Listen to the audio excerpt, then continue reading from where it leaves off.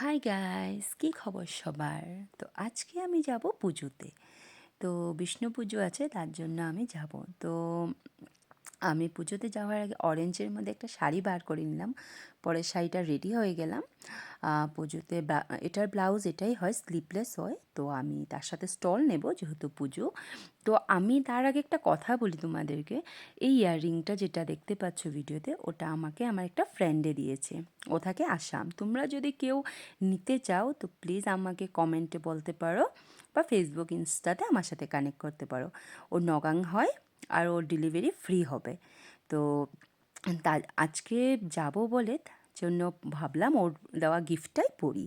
খুব সুন্দর আর সবাই এটা পছন্দ করেছে। তো আজকে আমি হয়ে গেলাম রেডি।